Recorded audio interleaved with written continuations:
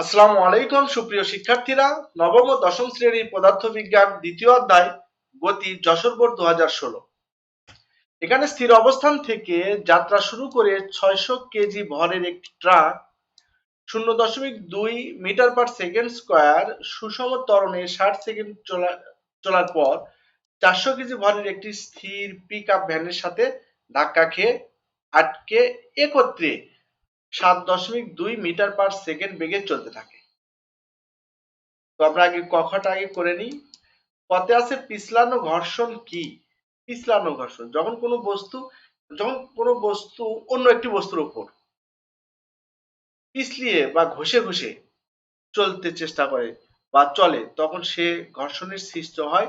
তখন যে ঘর্ষণের সৃষ্টি হয় তখন সে পিছলানো ঘর্ষণ। একটা বস্তু কিভাবে চলতে পারে? গড়িয়ে গড়িয়ে চলতে পারে, এরকম লাফায় লাফায় চলতে পারে। আবার যদি যে ঘষিয়ে বা অনেক সময় আঞ্চলিক ভাষায় বলে স্যাঁচড়ায় স্যাঁচড়ায় যদি চলে, তো তখন যে বলের সৃষ্টি হয় সেটাই হচ্ছে ঘর্ষণ বল।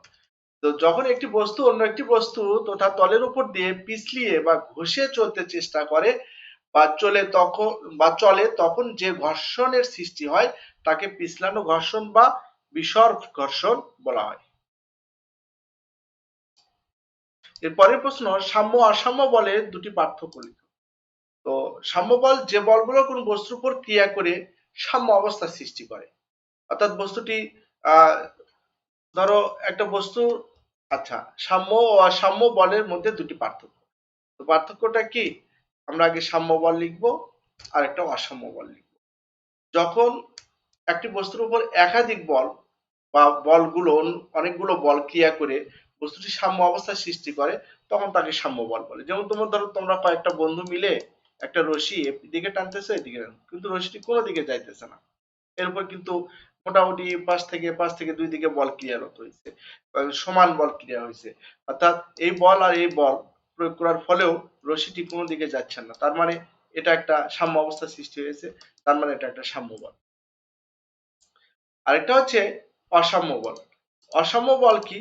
যখন বলগুলো কোনো বস্তুর উপর ক্রিয়া করে সাম্য অবস্থা সৃষ্টি করে না, তাকে অসাম্য বল বলে। তো সাম্য বল এক্ষেত্রে ক্রিয়াশীল বলগুলো লব্ধি শূন্য হয়, আর এক্ষেত্রে ক্রিয়াশীল বলগুলোর লব্ধি শূন্য হয় না। এরপরে গ প্রশ্ন, গ নম্বরে কি আছে? উদ্দীপকের ট্রাকটি পিকআপ ভ্যানের সাথে ধাক্কা খাওয়ার আগে কত দ্রুত অতিক্রম করবে? তো ধাক্কা খাওয়ার আগে কি হয়েছিল দেখো তো। উদ্দীপকে ট্রাক তার স্থির অবস্থান থেকে যাত্রা শুরু করে একটি 600 কেজি ভরের ট্রাক ছিল।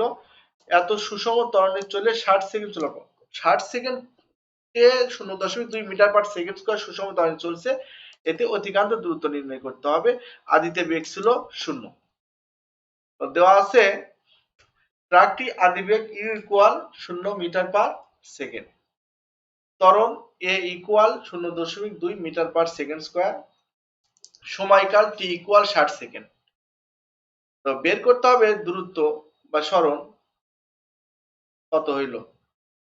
তো এখানে ত্বরণ, আদিবেগ এবং সময়ের মধ্যে সম্পর্কের অতিক্রান্ত দূরত্বের সূত্র হচ্ছে s equal u t plus half a t square. এখানে মানগুলো বসিয়ে দিলে আমরা পাই 0, ইউ এর মান, টি এর মান 60, গুণ করলে শূন্যই হবে এটা। আর এখানে 60 এর উপর বর্গ অর্থাৎ টি স্কয়ার। তো টি স্কয়ার একে 0.2 দ্বারা গুণ করে 60 কে বর্গ করে 0.2 দ্বারা গুণ করে 2 দ্বারা ভাগ করলে 360 পাওয়া যায়। তাহলে এই যে সে 60 সেকেন্ড 0.2 ত্বরণে যদি চলে, তাহলে মোট 360 মিটার দূরত্ব অতিক্রম করবে। এর পরের প্রশ্ন, উপরোক্ত ঘটনা ভরবেগের সংরক্ষণ সূত্রকে সমর্থন করে। ভরবেগের সংরক্ষণ সূত্র হচ্ছে আদি ভরবেগের সমষ্টি এবং শেষ ভরবেগের সমষ্টি বা সংঘর্ষের আগের ভরবেগের সমষ্টি এবং সংঘর্ষের পরের ভরবেগের সমষ্টি সমান হতে হবে। ভরবেগের সমষ্টি, প্রথম ভরবেগ, ভর বার কি? ভর এবং বেগ গুণ করলে আমরা ভরবেগ পাই। তাহলে এখানে দুটি বস্তু আছে, তাহলে সংঘর্ষের পূর্বে প্রথম বস্তুর আদি ভরবেগ m1 u1 প্লাস সংঘর্ষের পূর্বে মানে সংঘর্ষ হওয়ার আগে দ্বিতীয় গাড়ি আছে যে পিক আপ, এটার হচ্ছে ভর m2 u2, এটা যত হবে এবং সংঘর্ষের পরে তাদের মিলিত বেগ আছে v, তাহলে এটা দিয়ে আমরা কি লিখতে পারি, শেষ বেগ দুটারই v, তাহলে m1v প্লাস m2v। অবশ্যই এখানে আমরা v কমন নিয়ে লিখতে পারি m1 প্লাস m2, এটা সমান হতে হবে। তাহলে বিষয়টা তোমরা অবশ্যই বুঝেছো। আগে আমি তোমাদের উদ্দীপকের যে তথ্যটা আছে এটা আমি দেখি কি কি দেওয়া আছে। আচ্ছা আচ্ছা, প্রশ্ন দেখে নি। এখানে আমরা দেখি কি কি পাই। m1 পাই, এটা হচ্ছে ট্রাকের ক্ষেত্রে, আর এটা হচ্ছে পিক আপের ক্ষেত্রে m2, আর ভি মিলিত বেগ ভি পাইছি, কিন্তু u1 u2 কই? u1 প্রথম বস্তুর u1 স্থির অবস্থান থেকে, অর্থাৎ ট্রাকের u1 শূন্য, দ্বিতীয় বস্তুর u1 কোথায়? দ্বিতীয় বস্তুর u1 u1 u1 u1, না না, ট্রাকের তো সংঘর্ষের পূর্বে বেগ এটা ছিল না, শূন্য না। এই যে আমরা গোয়াতে যে বেগটা পেয়েছি সেটা কিসের বেগ? ধাক্কার পূর্বে ট্রাকের বেগ। ধাক্কার পূর্বে ট্রাকের বেগ, আমরা গোয়াতে তো বেগ বের করি নাই না, বেগ বের করে নিই, তাহলে আমাদের বেগ বের করে নিতে হবে। ধাক্কার পূর্বে বেগ বের করে নিতে গেলে ট্রাকের জন্য ট্রাকের আদি বেগ আছে শূন্য, ধাক্কার পূর্বে তাহলে বেগ কি হবে? আমরা এটাকে ধরলাম, ধরো u1, u1 ইকুয়াল আমরা কি লিখতে পারি, আদি বেগ u প্লাস u1 হচ্ছে ধাক্কার পূর্বে, অর্থাৎ 60 সেকেন্ড চলার পরে তো ধাক্কা খাইছে, তাহলে 60 সেকেন্ড চলার পরে যদি ধাক্কা খায়, তাহলে সেই সময় ধাক্কার পূর্বে যে একটা বেগ ছিল, এই সময় তো ত্বরণে চলছে, এই যে 60 সেকেন্ড ত্বরণে চলছে, তখন ইউ প্লাস এটি, এ ত্বরণ ছিল যেহেতু এটি, এটা দিলে আমরা ধাক্কার পূর্বে ট্রাকের আদিবেগ বের করে নিতে পারবো। আচ্ছা, আমরা ধাক্কার পূর্বে ট্রাকের আদিবেগটা আগে নির্ণয় করে নিই, তারপরে ভরবেগের সংরক্ষণ সূত্র দিয়ে এটা প্রমাণ করব এটা ভরবেগের সংরক্ষণ সূত্রকে সমর্থন করে কিনা।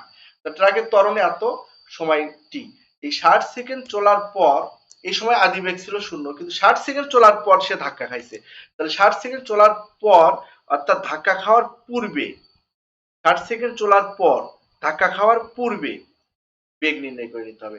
এই বেগ নির্ণয়ের সূত্র শেষ বেগ, অর্থাৎ 60 সেকেন্ডের শেষ বেগ, 60 সেকেন্ডের আদিবেগ ছিল ইউ, 60 সেকেন্ড শেষ বেগ ধরলাম u1, তাহলে আমরা শেষ বেগের সূত্র v ইকুয়াল কি জানি, v ইকুয়াল u প্লাস এটি, এটি, তাহলে ধাক্কা খাওয়ার পূর্বের বেগকে আমরা u1 ধরছি, তো v এর জায়গায় u1 বসাই দিলে, তো 0.2 কে 60 দ্বারা করে 12, এটা হলো u1 এর মান। তাহলে আমরা u1 পেয়ে গেলাম। এখন কি কি পেলাম ট্রাকের ক্ষেত্রে? দেখো, ট্রাকের ক্ষেত্রে আমরা ভর m1 600 কেজি, আর ধাক্কা খাওয়ার পূর্বে তার বেগ u1 12 মিটার পার সেকেন্ড,